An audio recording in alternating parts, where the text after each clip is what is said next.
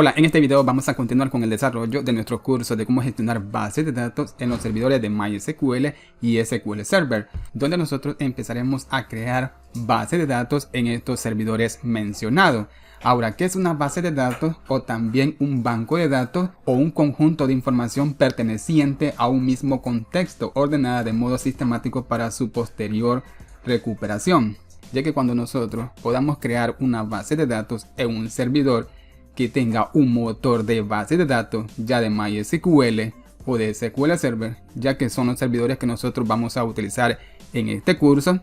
podremos crear una base de datos que podremos utilizar para poder almacenar y ordenar la información de nuestras aplicaciones, donde en estas bases nosotros podemos almacenar cualquier tipo de información, desde un texto hasta archivos, y esto significa que una base de datos es un espacio de almacenamiento persistente, donde nosotros nuevamente podemos consultar la información que nosotros almacenemos en estos servidores, donde en estos motores de base de datos se pueden crear dos tipos de base de datos.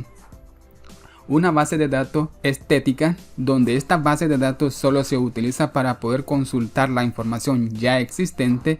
en su fuente.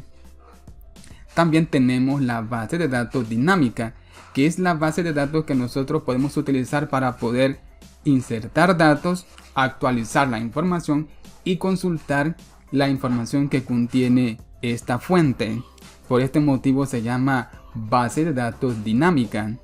Ahora, en los motores de base de datos que nosotros vamos a utilizar, MySQL y SQL Server, nosotros podremos crear una de estas bases de datos para poder organizar la información de nuestras aplicaciones que nosotros desarrollemos en tablas, donde podremos relacionar estas tablas y organizar de forma adecuada la información, donde nosotros podremos consultar esa información, eliminar información, actualizar información y crear procedimientos de almacenado.